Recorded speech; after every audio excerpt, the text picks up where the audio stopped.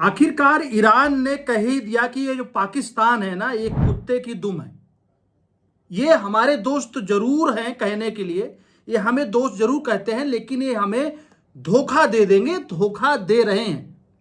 मतलब जो इस्लामाबाद में दूसरे राउंड का पीस टॉक होना था वो विफल रहा।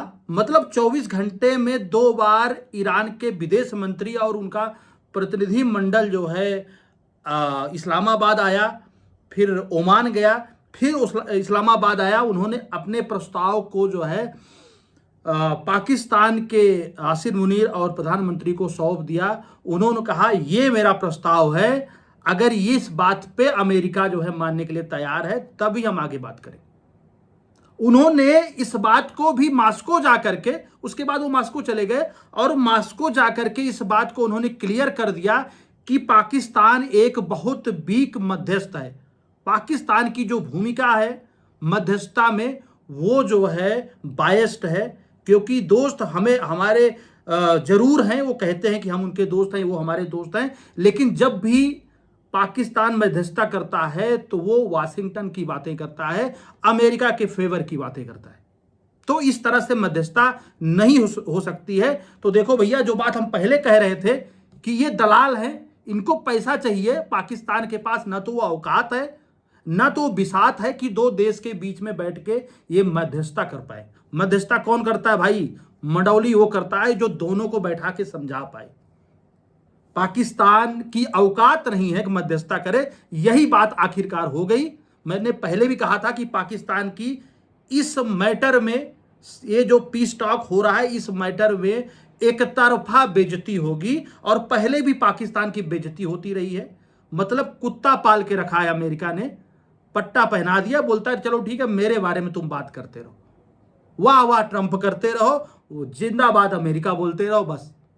मतलब आखिरकार देखो, दोनों मुस्लिम मुल्क हैं, लेकिन ईरान के विदेश मंत्री ने, ईरान के डेलीगेशन ने, ईरान ने साफ साफ कह दिया कि मध्यस्थता को लेकर के पाकिस्तान की जो भूमिका है वो बायस्ड है, वो सही नहीं है, उनकी नीयत सही नहीं है, क्योंकि वो हर बार जो एडवोकेसी करते हैं, हर बार जो बात करते हैं, वहां पे अमेरिका के हित की बात होती है। वो सिर्फ अमेरिका के हित की बात करते हैं, एक बार भी ईरान के हित की बात पाकिस्तान नहीं करता है, और पाकिस्तान ने भाई बेइज्जती करा दी। खैर, अभी जो कंडीशन है, फॉक्स न्यूज को जो डोनाल्ड ट्रंप ने अभी कहा है, फॉक्स न्यूज ने बोला क्या आप बम मार दोगे? तो डोनाल्ड ट्रंप ने बोला कि भैया 3 दिन ही, ओनली 3 डेज बचे हुए हैं ईरान के पास में।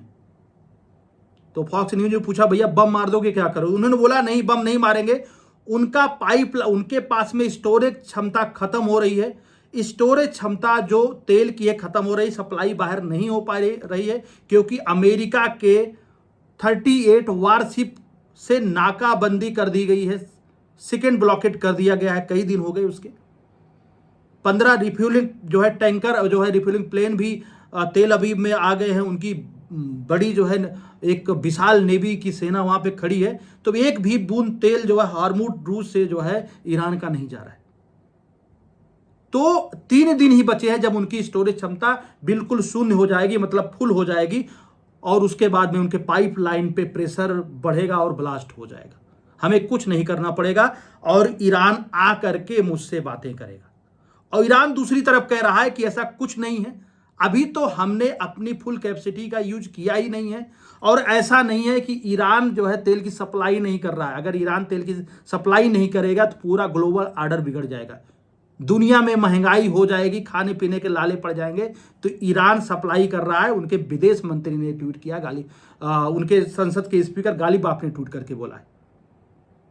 उन्होंने बोला है कि तुम अगर हार्मुज रूट को जो है रोक के बैठोगे, हमारे एनर्जी के ऊपर तुम हमें धमकियां दोगे, तो एक बात जान लो, ब्लॉकेट अगर तुम इधर लगा के बैठोगे तो हम तुम्हारे केबल नेटवर्क को, जो समुद्र से केबल इंटरनेट वगैरह गया, उसको हम, उस पर हम विस्फोट कर देंगे, उसको हम तोड़ देंगे। एक बढ़िया धमकी दी है, बढ़िया धमकी दी। उन्होंने बोला हम पूरे ग्लोबल ऑर्डर को डिस्टर्ब कर सकते हैं, क्योंकि अमेरिका सब दिन यहां बैठ के स्टेट ऑफ हार्मुज की निगरानी नहीं कर सकता है, लेकिन हमारी वो स्थिति है कि हम सालों साल यहाँ बैठ करके इन संघर्ष करते रहेंगे और अमेरिका के दांत खट्टे करते रहेंगे।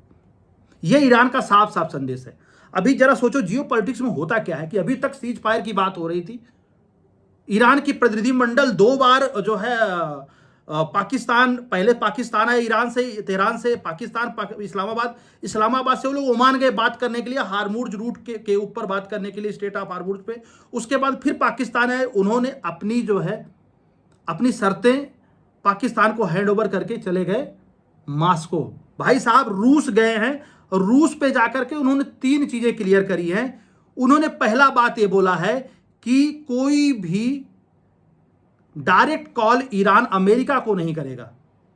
भाई यूएसए ने बोला था कि उनके पास में टाइम है, ट्रंप ने बोला था वो हमें कॉल कर सकते हैं अगर जो है सेकेंड राउंड के पीस टॉक में अगर बात नहीं कर रहे हैं, दुर्भाग्य है नहीं कर रहे हैं तो कोई बात नहीं है, लेकिन उनके लिए दरवाजा खुला, किसी टाइम वो कॉल कर सकते हैं। तो ये बात पहला क्लियर किया है कि ईरान डायरेक्ट अमेरिका को कोई भी कॉल नहीं करेगा। अगर बात होगी तो कोई देश, चाहे रसिया हो, पाकिस्तान से, तो मान लो उन्होंने बोल ही दिया कि ये कुत्ते की दुम है, ये कभी भी हमारे सगे नहीं हो सकते, उनको समझ में आ गया है।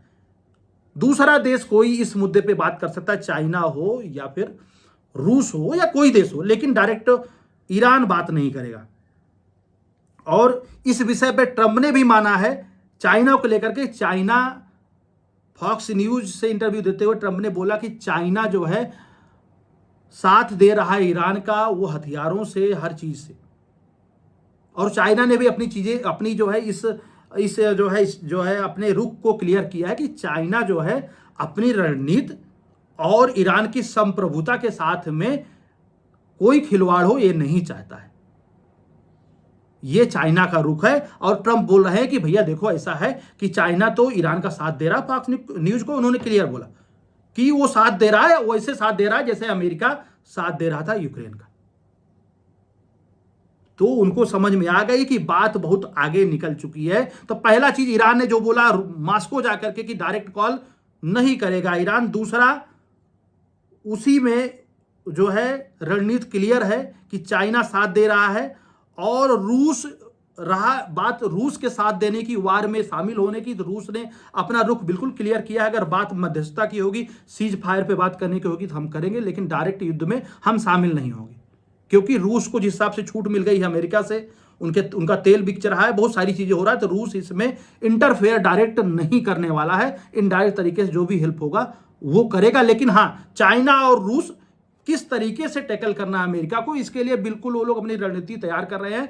और कितना मजबूत है ईरान, इसको दिखाने के लिए, मजबूती कितनी है वो तो फैक्ट अगर चेक करोगे तो मालूम चलेगा, लेकिन मजबूती को दिखाने के लिए ईरान इस्लामाबाद से सीधा जो है तेहरान, सीधा मास्को पहुंच गया और बता रहा है कि भैया हम यहां आकर के बात कर रहे हैं, तुम्हारे जो अतीत के दुश्मन हुआ करते थे।